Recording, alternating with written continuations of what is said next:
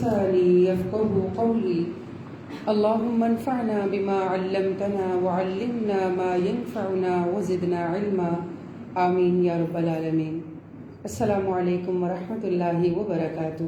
وعلیکم السلام ورحمۃ اللہ وبرکاتہ۔ خیریت سے ہیں سب لوگ؟ الحمدللہ۔ شعبان المعظم، شعبان کا مہینہ۔ آج شعبان کی کیا تاریخ ہے جانتے ہیں؟ اچھا، بہرحال شعبان کا چاند نظر آ چکا ہے الحمدللہ۔ شعبان قمری کیلنڈر کا 8واں مہینہ ہے جو کہ رجب اور رمضان کے درمیان میں آتا ہے۔ اس مہینے کے ساتھ اسپیشل کیا ہے؟ اس مہینے کے ساتھ اہم چیز کیا ہے؟ اس مہینے کی سب سے اہم بات یہ ہے کہ اس مہینے میں انسانوں کے اعمال اللہ تعالیٰ کے سامنے پیش کیے جاتے ہیں۔ اینول رپورٹ اوپر جاتی ہے، سالانہ کارگزاری اللہ رب العزت کے سامنے پیش کی جاتی ہے، اور بے شک وہ پہلے سے سب کچھ جاننے والا ہے۔ جیسے ہمیں کچھ چیزیں بتائی گئی ہیں نا کہ جمعرات اور سوموار، ان 2 دنوں میں انسانوں کے اعمال اوپر چڑھائے جاتے ہیں۔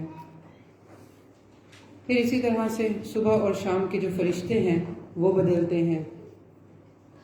پھر اسی طرح سے کچھ اور مخصوص ایام ہیں یا راتیں ہیں یا اوقات ہیں جن کے بارے میں ہمیں رسول اللہ صلی اللہ علیہ وسلم نے یہ بتایا ہے کہ ان کی کیا اہمیت ہے اور ان میں کیا کیا امور جو ہیں وہ سر انجام دیے جاتے ہیں۔ جیسے فجر اور عصر کے اوقات میں فرشتوں کی تبدیلی ہوتی ہے،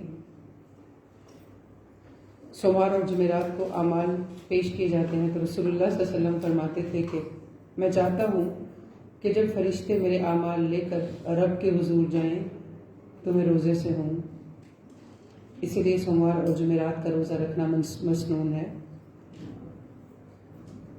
تو ماہ شعبان وہ مہینہ ہے کہ جس میں اللہ تعالیٰ کے سامنے ہم سب کے اعمال پیش کیے جاتے ہیں۔ اسامہ بن زید رضی اللہ عنہ فرماتے ہیں قلت یا رسول اللہ لم اراک تصوم شهرا من الشهور ما تصوم من شعبان قال ذلك شهر يغفل الناس عنه بين رجب ورمضان وهو شهر ترفع فيه الأعمال إلى رب العالمين فأحب أن يرفع عملي وأنا صائم۔ اسامہ بن زید فرماتے ہیں کہ میں نے کہا اے اللہ کے رسول صلی اللہ علیہ وسلم، میں نے آپ صلی اللہ علیہ وسلم کو شعبان کے علاوہ کسی مہینے کے اتنے روزے رکھتے ہوئے نہیں دیکھا۔ تو آپ صلی اللہ علیہ وسلم نے فرمایا رجب اور رمضان کے درمیان یہ وہ مہینہ ہے جس کی فضیلت سے لوگ غافل ہیں، جس کی فضیلت سے لوگ غافل ہیں۔ یہی وہ مہینہ ہے جس میں اعمال رب العالمین کے سامنے پیش کیے جاتے ہیں۔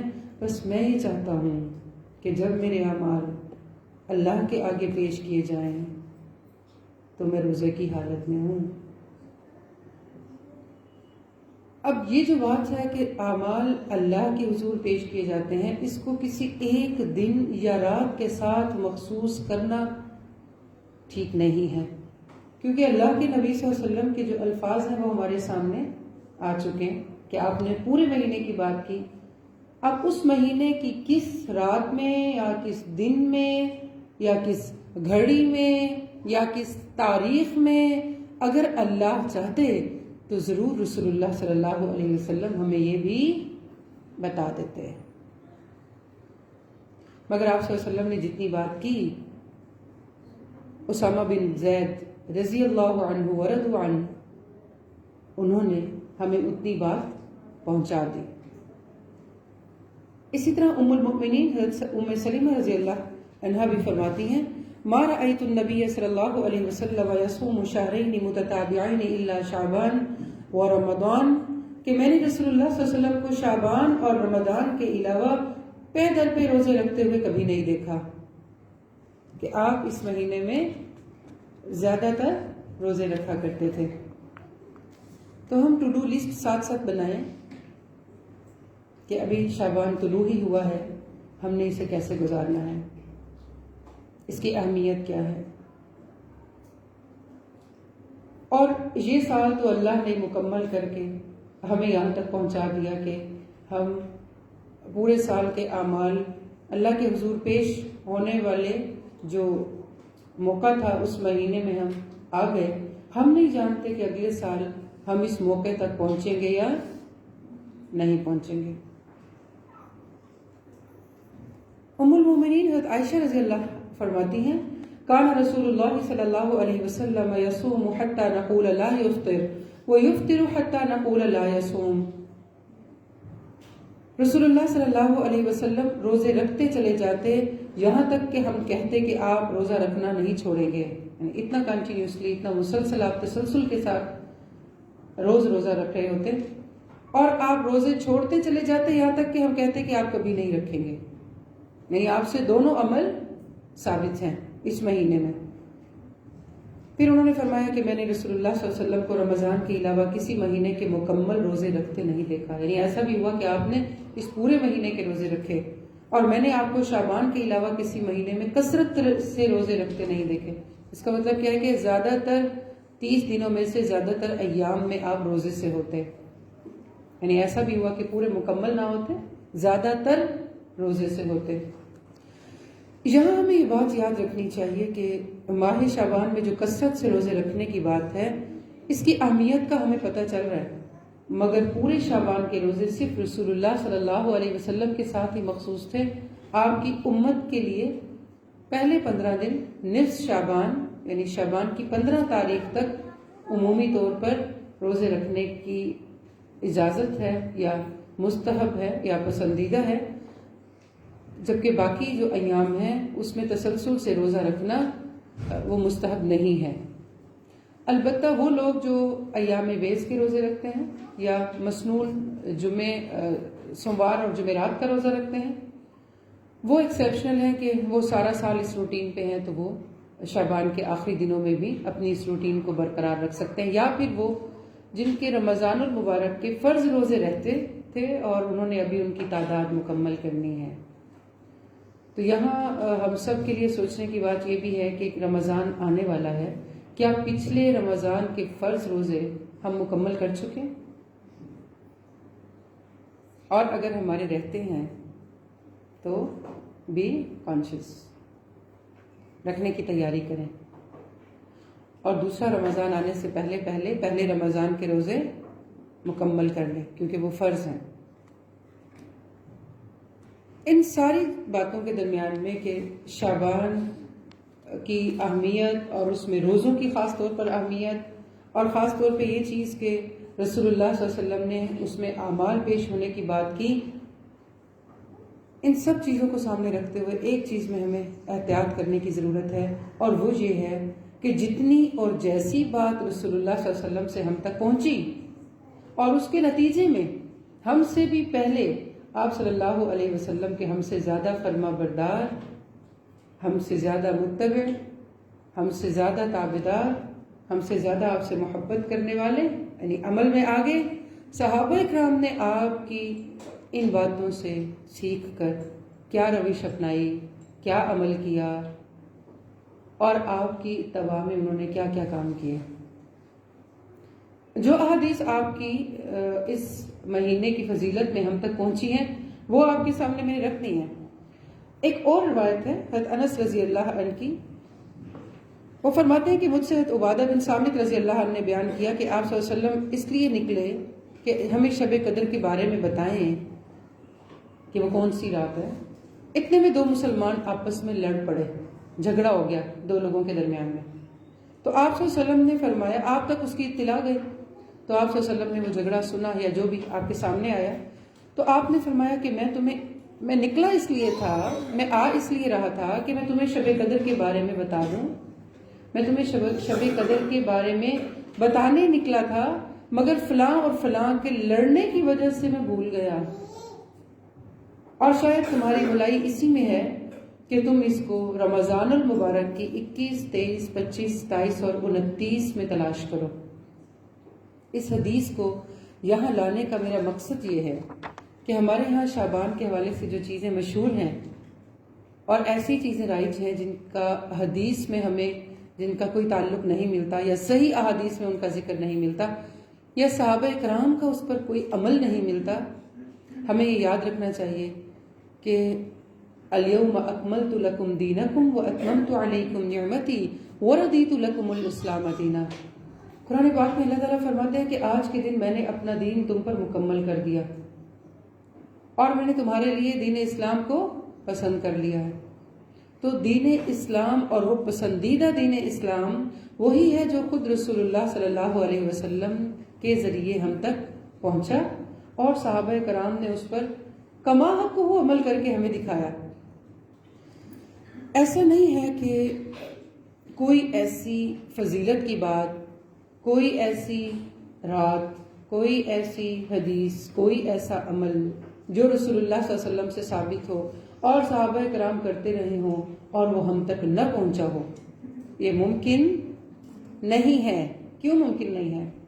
کیونکہ رسول اللہ صلی اللہ علیہ وسلم آخری نبی ہیں اور یہ قرآن آخری کتاب ہے اور آپ کی شریعت آخری شریعت ہے۔ اس کے بعد کوئی اور سیدھی راہ دکھانے والا، لوگوں کی بھلائی چاہنے والا اللہ کی طرف سے مبعوث نہیں کیا جائے گا۔ تو آپ کی احادیث میں، آپ کی شریعت میں جتنی بات صحابہ کرام کے ذریعے سے ہم تک پہنچی وہ سفیشینٹ ہے۔ ہمارے یہاں نصف شعبان کے حوالے سے کوئی کسی کو یاد آ کیا کیا چیزیں رائج ہیں؟ ہاں، شب برات، آواز آئیے، شب برات۔ شب کا کیا مطلب ہے؟ رات۔ یہ عربی کا لفظ نہیں، یہ فارسی کا لفظ۔ عربی میں کیا کہتے ہیں رات کو؟ لیلہ۔ لیلہ، قرآن سے دلیل دیجئے۔ لیلۃ القدر خیر من الف شہر۔ تو آپ کا سارا جو دین ہے اس کی بنیاد کون سی زبان میں ہے؟ سچی؟ ٹھیک ہے۔ برات کا کیا مطلب ہے؟ آپ اس کو برات بولتے ہیں، یہ براء ہے، براءت، براءت۔ اس کا کیا مطلب ہے؟ براءت کا کیا مطلب ہے؟ بیزاری۔ میں برات کا اظہار، انا بریء مما تقولون، انا بریء مما تفعلون۔ قرآن پاک کی سورۃ توبہ آیت نمبر 1 میں اللہ تعالیٰ فرماتے ہیں براءۃ من اللہ ورسولہ، اللہ اور رسول کی طرف سے بیزاری کا اظہار ہے۔ پھر آگے پوری آیت ہے کس کے لیے؟ مشرکین کے لیے۔ تو یہ جو نصف شعبان کی رات کو عمومی طور پر شب برات کے نام سے منایا جاتا ہے، اس کی کوئی دلیل قرآن و سنت میں موجود نہیں ہے۔ اس کی فضیلت کے بارے میں بھی کسی روایت میں بھی لیلۃ البرات کا نام نہیں ملتا، یعنی برات کے جو لفظی معنی ہیں اظہار بیزاری، جس کی سورۃ توبہ میں بھی بات آئی ہے، اس آیت مبارکہ میں برات کا لفظ مشرکین مکہ سے بیزاری کے اظہار کے لیے استعمال ہوا ہے۔ بالفرض اس لفظ کو اگر اس رات کی وجہ تسمیہ ہم مان بھی لیں، تسلیم بھی کر لیں، پھر بھی سوال یہ پیدا ہوتا ہے کہ کون کس سے بیزاری کا اظہار کر رہا ہے، اور پھر اس کا شعبان کی یعنی اس کے نصف سے کیا تعلق ہے؟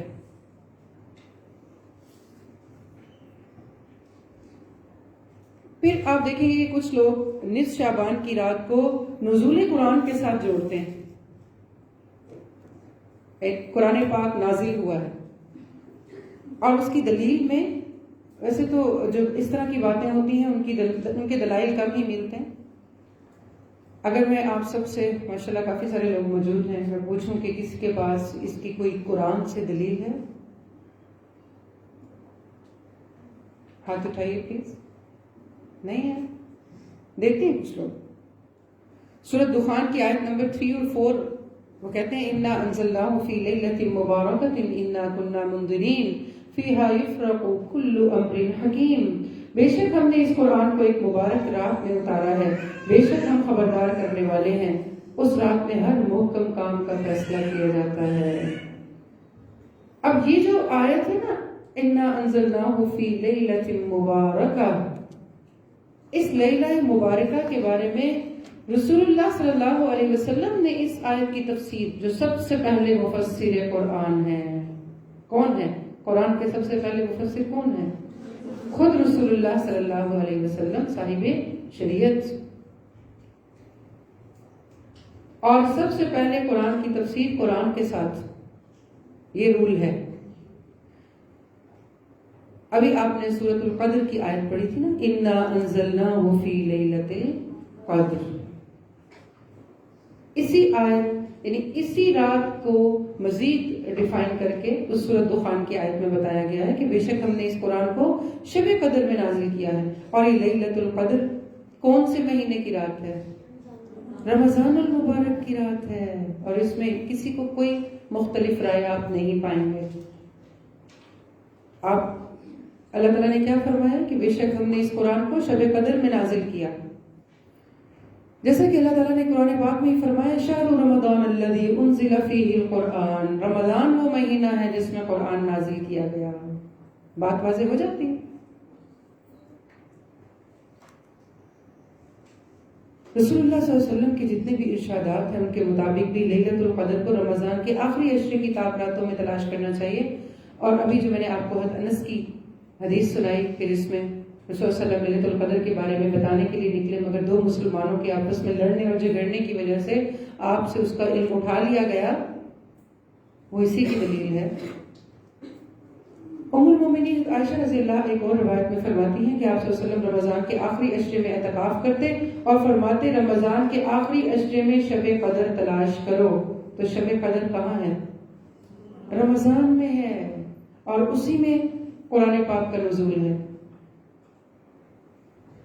پھر آپ یہ دیکھیے کہ اس نصف شعبان کی رات اور عبادات کے حوالے سے جب ہم دیکھتے ہیں تو جتنی بھی نئی چیزیں اپنائی گئیں اس رات کے حوالے سے، ان سب کو سامنے رکھتے ہوئے اگر ہم صحابہ کرام کے عمل کو دیکھیں، کیا ابو بکر صدیق رضی اللہ عنہ نے، کیا عمر فاروق رضی اللہ عنہ نے، کیا خلفائے راشدین نے، عشرہ مبشرہ نے، صحابہ کرام نے، جن کے ناموں کے ساتھ خود قرآن پاک میں اللہ تعالیٰ نے حکم کر کے لگایا ہے رضی اللہ رضی اللہ. ہم میں سے کوئی یہ دعویٰ کر سکتا ہے کہ میرا رب مجھ سے راضی ہے؟ ان کے لیے اللہ نے کیا ہے. وَرَضُوا عَنْهُ. ہمیں دعویٰ کر سکتے ہیں ہم اللہ سے راضی ہیں؟ ہم منہ سے کہہ دیتے ہیں. ان کی زندگیوں نے عملی طور پر اس دعوے کو اتنا ثابت کیا کہ اللہ تعالیٰ نے ان کے ناموں کے ساتھ یہ جملہ جوڑ دیا. تو اگر انہوں نے شعبان کی فضیلت میں ایسی چیزوں کو نہیں اپنایا تو کیا ان کے اسلام میں کوئی کمی ہوئی؟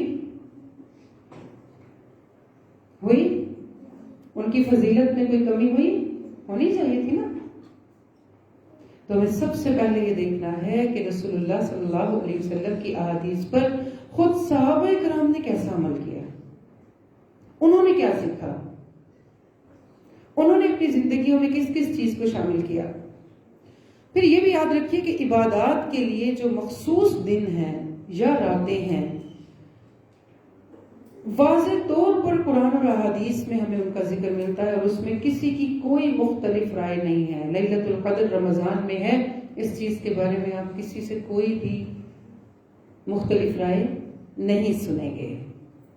اعتکاف رمضان کے آخری عشرے میں کرنا ہے، اس کے بارے میں آپ کسی کی بھی مختلف رائے نہیں سنیں گے. محرم الحرام میں یوم عاشورہ ہے یا عشرہ ذوالحج ہے، ذوالحج کے پہلے 10 دن ہیں. یوم عرفہ ہے، یوم النحر ہے، ایام تشریق ہے، رمضان المبارک کا مہینہ ہے کسی کو اختلاف؟ کوئی مکس کرتا ہے کسی اور مہینے کے ساتھ؟ نہیں. لیلۃ القدر ہے، یوم جمعہ ہے، اس کی فضیلت ہے، وہ سارے ایام کا سردار ہے، کہا گیا نا۔ پھر ایام بیس کے روزے ہیں، ہر مہینے کی 13، 14، 15 رسول صلی اللہ علیہ وسلم اس کے روزے رکھا کرتے تھے۔ آپ نے اس کی فضیلت میں واضح حدیث، کسی کو اختلاف نہیں ہے، کسی کو مختلف رائے نہیں ہے کہ دل کے کینے کو دور کرنے کے لیے یہ 3 روزے بہت ہی زیادہ فائدہ مند ہیں۔ آپ نے اس کی فضیلت بیان کرتے ہوئے فرمایا تھا کہ ہر مہینے کی 13، 14، 15 جو ایام بیز ہیں اس کے روزے رکھا کرو، یہ دل کی صفائی کے لیے بہت اچھا ہے۔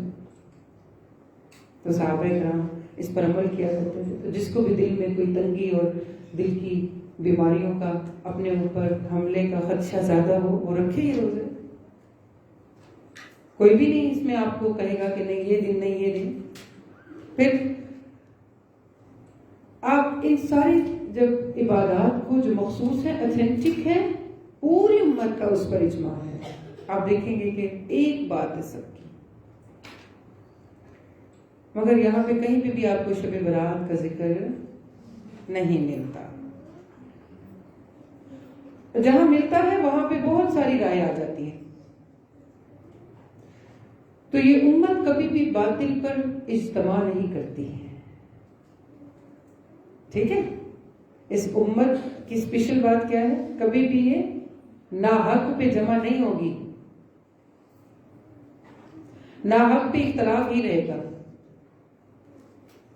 پھر اسی طرح سے کئی عبادات ہیں جو ہمارے ہاں رائج ہیں۔ 100 رکعت نماز ہے، کوئی ہر رکعت میں سورۃ اخلاص ہے، اور پتہ نہیں وہ کتنی مرتبہ پڑھنا ہے، اور بڑے صغیر پاک و ہند میں اس کا بہت زیادہ اہتمام بھی کیا جاتا ہے۔ اور پھر سب کو یہ لگتا ہے کہ ایک رات پورے سال میں، ایک رات میں یہ نماز پڑھنے پہ پورے سال کی جو نمازیں ہیں اور گناہ ہیں اور سب معاف ہو جائے گا۔ آپ صلی اللہ علیہ وسلم اپنی امت سے محبت کرنے والے، راتوں کو اٹھ کے رونے والے، اگر یہ چیز واقعتاً امت کے لیے فائدہ مند ہوتی تو نعوذ باللہ آپ کبھی بھی اپنی امت سے چھپانے والے نہیں تھے۔ آپ تو یہ بھی سکھا گئے ہیں کہ واش روم میں بایاں پاؤں پہلے اندر رکھنا ہے، سبحان اللہ، اور پڑھنا ہے اللہم انی اعوذ بک من الخبث والخبائث، کے اندر ناپاک روحیں ہیں، پلید جگہ پہ رہتی ہیں، تو کیا کرنا؟ پہلے پناہ مانگ لینا۔ پھر یاد رکھیے کہ یہ حقیقت ہے، دین میں، اصل دین میں جو اضافے ہوتے رہتے ہیں وہ دھیرے دھیرے شروع ہوتے ہیں، اور وہ 1-2 دن 1-2 سال میں نہیں ہوتے، ان کو بہت ٹائم لگتا ہے۔ پہلے ہم صرف محبت میں آ کے یا رسپیکٹ میں آ کے وہ کام کرتے ہیں، اور اس کے بعد آہستہ آہستہ اس پہ نسل در نسل جمتے جاتے ہیں، جب تحقیق کا مزاج نہیں رہتا، دلیل کا مزاج نہیں رہتا۔ آپ کو پتہ ہے کہ سب سے انٹرسٹنگ چیز اس میں جو ہے، جو میں آپ لوگوں سے شیئر کرنا چاہوں گی، چیزیں بہت ساری ہیں، ان کی وجوہات کو تفصیل سے بیان کرنا یوز لیس ہے، ہمارے لیے اتنا کافی ہے کہ اللہ کے نبی صلی اللہ علیہ وسلم نے جس کام کا ہمیں حکم دیا اور وہ صحیح احادیث کے ساتھ ہم تک آ گئی، وہ مکمل شریعت ہے۔ مگر تمام اہل علم اور محدثین کے نزدیک اس بات پر اتفاق ہے کہ یہ جو صلاۃ ہے، جس کو صلاۃ الفیہ بولتے ہیں ہمارے ہاں، اس کے بارے میں ایک اسکالر ہے علامہ مقدسی رحمہ اللہ، وہ فرماتے ہیں کہ ہمارے ہاں بیت المقدس میں نہ صلاۃ الرغائب جو رجب کے مہینے میں پہلے جمعے کو ادا کی جاتی ہے، اس کا رواج تھا، نہ صلاۃ شعبان کا۔ صلاۃ شعبان کا رواج ہمارے ہاں سب سے پہلے اس وقت ہوا جب 448 448 ہجری میں ایک شخص جس کا نام ابن ابی الحمراء تھا، وہ نابلس سے بیت المقدس آیا۔ وہ بہت اچھا قرآن پڑھتا تھا، اسے قرآن بہت اچھی تھی، تو وہ شعبان کی 15 تاریخ کو مسجد اقصی میں نماز پڑھنے کھڑا ہوا، تو اس کی حسن قرات سے متاثر ہو کر ایک شخص اس کے پیچھے کھڑا ہو گیا، مطلب اس نے جماعت شروع کرا دی، پھر ایک کے بعد ایک، صرف اس کی آواز کی اٹریکشن میں، اور اس طرح کافی لوگ اس کے پیچھے، یعنی صفیں بن گئیں، پھر وہ دوسرے سال بھی 15 شعبان کو ٹھیک اسی رات آ گیا اور حسب سابق لوگوں نے اس کے پیچھے نماز پڑھی. پھر یہ کام سال بسال ہونے لگا، حتیٰ کہ اس علاقے میں یہ بدعت زور پکڑ گئی، وہاں سے نکل کے گھر گھر پہنچ گئی اور اب تک جاری ہے. ایسے شروع ہوتے ہیں کام. اور بھی بہت ساری اس کے اوپر ریسرچز ہیں، اگر آپ ضرور اس کو پڑھیں اور دیکھیں. پھر اسی طرح سے مخصوص اذکار کے حلقے وغیرہ بنانا اور اسلامی کا روزہ، ان سب کی قرآن و سنت میں کوئی دلائل ہمیں نہیں ملتی. ایک چیز جو ہمیں رسول اللہ صلی اللہ علیہ وسلم نے فرما دی ہے نا، آپ یہ دیکھیے کہ جو اس مہینے کے ساتھ جڑی ہوئی تھی کہ اعمال اللہ کے حضور پیش کیے جاتے ہیں، یہ ایک مسلمان اور مومن کو جو اللہ سے ملاقات کا ایمان رکھتا ہے جگانے کے لیے کافی تھی. کہ پورے سال میں میرے پاس 365 دن تھے، ایک دن کی 5 نمازیں ہیں، کتنی نمازیں ہوئیں، ان میں سے میں نے کتنی پڑھی ہوئی ہیں، کتنی چھوٹی. اگر میں نے ساری مکمل، مجھے نماز کی عادت بھی ہے، تو قبول کتنی ہوئی، کتنی میں نے غیبت کر کے ضائع کر دی، کتنی میں نے کینہ اور نفرت اور جھوٹ اور الزام اور بدلہ بازی اور ظلم، چغلیاں ان کی نظر کر دی. فکر یہ پڑنی چاہیے تھی نا، مگر انسانوں کا مزاج یہ کہ وہ شارٹ کٹس ڈھونڈتے ہیں. مختلف کام شروع کیے نا، قبرستان جانا، قبر پر لکڑی گاڑنا، مردوں کی عید کہتے ہیں، مردوں کی عید. پھر اسی طرح سے حلوہ پکانا، کتنی زیادہ ہے یہ رسم، حلوہ پکانا. آپ اس کی اگر دلیل سنیں نا، آپ حیران رہ جائیں گے. نصف شعبان کے دن حلوہ پکا کر تقسیم کرنا ایک ایسا ضروری کام بن چکا ہے، اور اس کام میں عوام کی اتنی بڑی تعداد شامل ہے کہ انسانی عقل حیران رہ جاتی ہے. دلیل یہ دی جاتی ہے کہ رسول اللہ صلی اللہ علیہ وسلم کے دندان مبارک جنگ احد میں شہید ہوئے تو ان کو حلوہ پکا کر کھلایا گیا، حالانکہ جنگ احد شوال میں ہوئی اور حلوہ شعبان میں پکایا جاتا ہے بغیر دانت شہید کروائے. Most important thing is that. چلیں، اگر آپ نے کھایا بھی.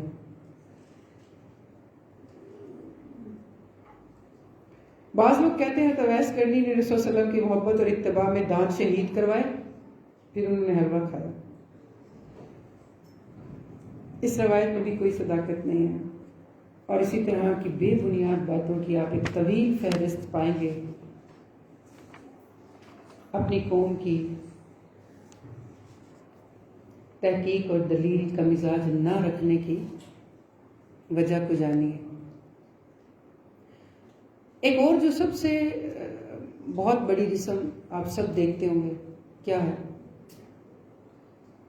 چراغاں کرنا، آتش بازی کی جاتی ہے. صحابہ کرام یہی کرتے ہوں گے. کس طرح سے وہ آتش بازیاں کرتے ہوں گے. اور جب وہ مملک، ایسی ریاست کے لوگ جن کے جو امیر ہیں، وہ ریاست کے کاموں کو کرنے کے لیے بھی جو چراغ جلاتے ہیں، اس کا تیل بھی وہ بیت المال سے ناپ کے لیتے ہیں.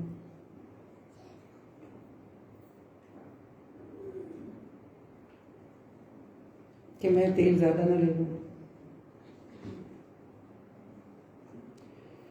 گھروں پر، چھتوں پر، مسجدوں، درختوں، قبرستانوں پر قندیلیں روشن کرنا، پٹاخے چھوڑنا، آتش بازی کرنا، پوری رات اس کھیل تماشے کے ساتھ گزارنا، اور اس کو کس کا نام دینا؟ دینداری کا نام. دینداری. یہ ہندوؤں کی دیوالی مجوسیوں کی آتش پرستی کی نقل کے سوا کچھ نہیں. انہیں ایک ایونٹ ملا ہوا، ہمیں ایک ایونٹ چاہیے، کیونکہ بہت عرصہ رہے ہیں نا ساتھ ساتھ.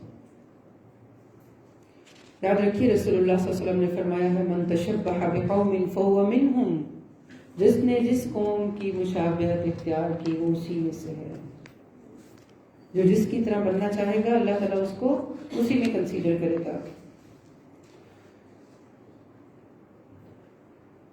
تمام عبادات کا اصل مقصد اللہ کی خوشنودی اور اس کی رضا کا حصول ہونا چاہیے.